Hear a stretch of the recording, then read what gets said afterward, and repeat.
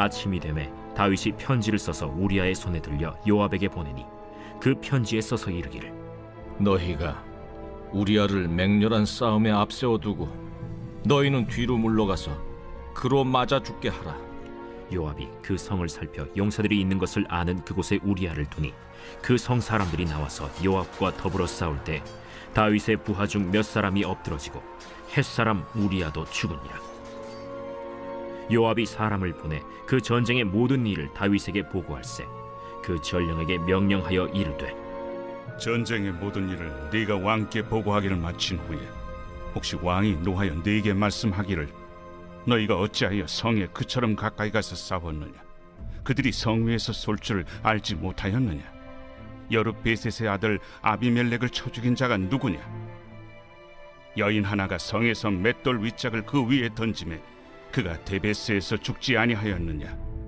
어찌하여 성에 가까이 갔더냐 하시거든 네가 말하기를 왕의 종 햇사람 우리아도 죽었나이다 하라.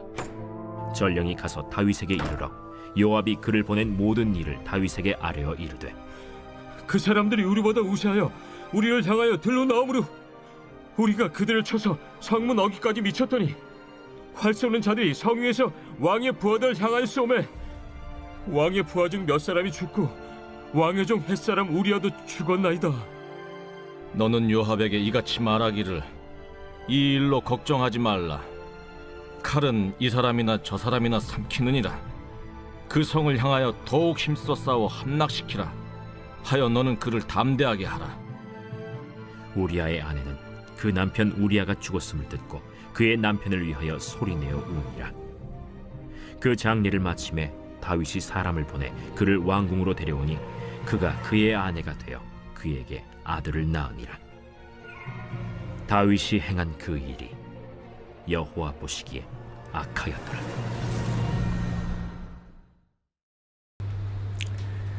샬롬, 반갑습니다. 오늘은 점점 커지는 죄라는 제목으로 함께 하나님의 말씀 나누겠습니다. 다윗은 자신의 부정을 감추는데 실패하자 우리아를 죽이기로 계획합니다.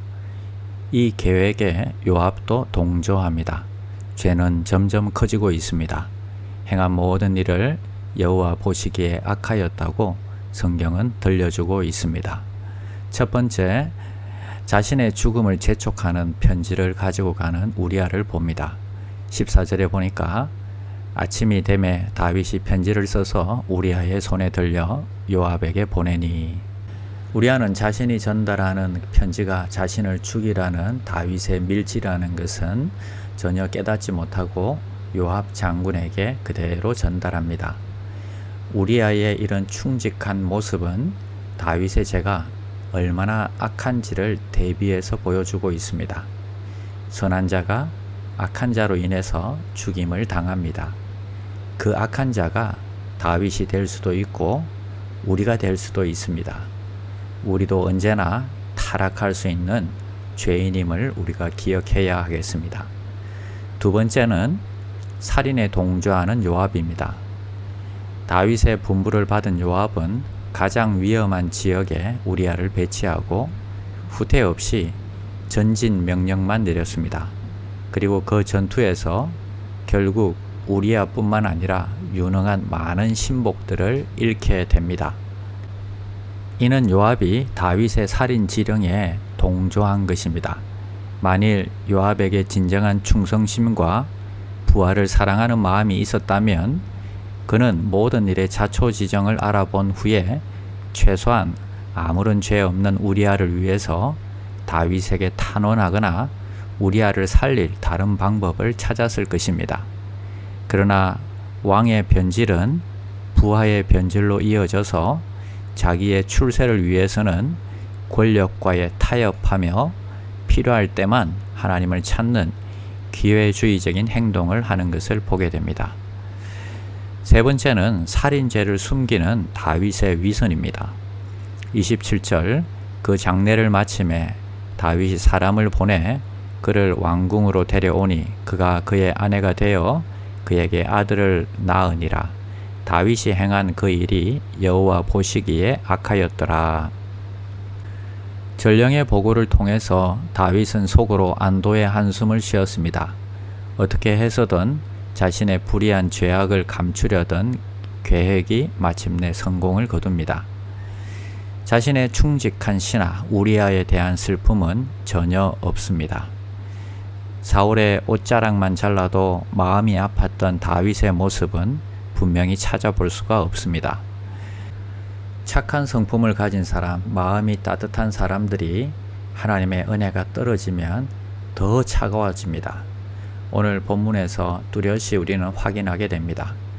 장례식을 마치자마자 곧바로 밧세바를 궁으로 데려와서 아내를 삼았습니다.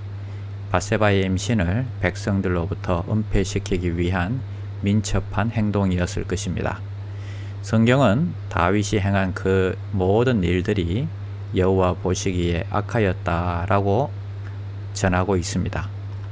여러분, 사막에서 길을 잃었을 때에 발자국을 발견하고 그 발자국을 계속 따라가면 마을이 나올 것이라고 우리는 생각합니다. 그런데 자기 발자국을 따라서 계속 한 곳을 맴돌고 있는 것을 깨닫게 되는 것입니다. 날이 점점 어두워지고 두려움에 빠졌을 때, 그때 하늘을 쳐다봅니다. 많은 별들이 빛을 내고 있었는데 북극성이 유난히 밝게 빛나고 있습니다. 우리는 북극성을 바라보며 걸어가는 것입니다. 얼마 후 마을을 발견할 수 있습니다. 인생에서 길을 잃었다면 어떻게 해야 할까요? 주님을 발견하고 따라가는 것입니다. 위를 바라보아야 하는 것입니다. 죄를 덮는 것이 아니라 회개하고 주님께 다시 가까이 나아가야 합니다. 그것만이 살 길입니다. 기도하겠습니다. 다윗의 치밀한 죄성을 보면서 우리도 은혜가 떨어지면 다르지 않을 것을 고백합니다. 길을 잃었을 때에, 은혜가 떨어졌을 때에 하늘을 바라보게 하시고 날마다 주님을 바라보고 주께 가까이 나가는 자가 되게 하여 주시옵소서. 예수님의 이름으로 기도드립니다. 아멘. 1. 오심 기도. 하루 5번 마음을 다해 드리는 기도. 나는 죽었습니다. 제가 주인이 아니고 예수님이 저의 주인이십니다. 예수님은 십자가에서 죽으시고 부활하셨습니다. 부활하신 예수님을 가슴으로 만나서 따라가며 간증합니다. 사랑하는 가족과 함께 영광스러운 승리를 노래합니다.